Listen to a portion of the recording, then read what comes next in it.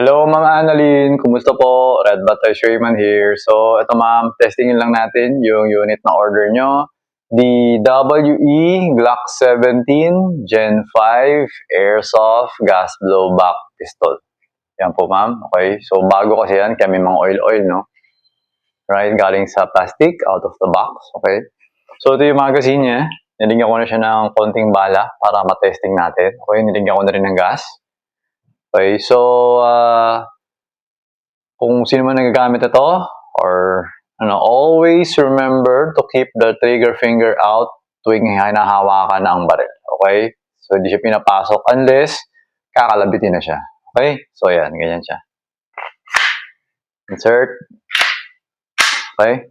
So, I'm turning on the chronograph para ma-check natin yung power niya. Firing. Yun. Okay, malakas. 368.6.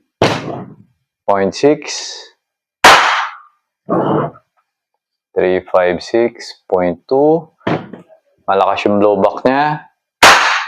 Ayan, 347.6.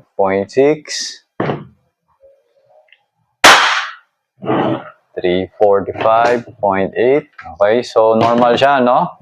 Ngayon naman, medyo puputo ko lang sa ating target box para ma-check ko kung diretso ba siya or kung accurate ba. Okay?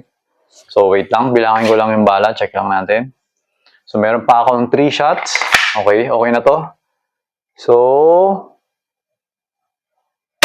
okay, ayos. Sobrang accurate. Diretso. Boom.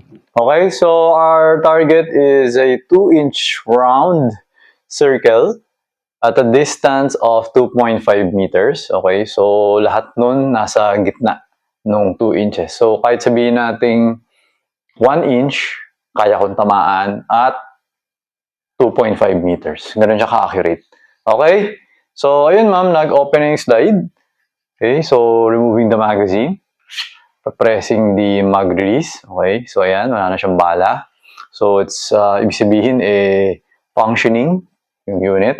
So, para bumalik siya dun sa harap is pull back the slide, then release. Okay, then hammer down para safe na yung pistol. Okay? So, ayun ma'am Annalyn, okay na tong unit na in-order nyo. So, I'm going to pack it now. Tapos, adalhin ko na siya sa courier tomorrow. Okay? So, ayun ma'am, thank you for your order. Until next transaction po, always remember to stay safe, stay great, be good, and be thankful always. God bless po ma'am. Bye-bye.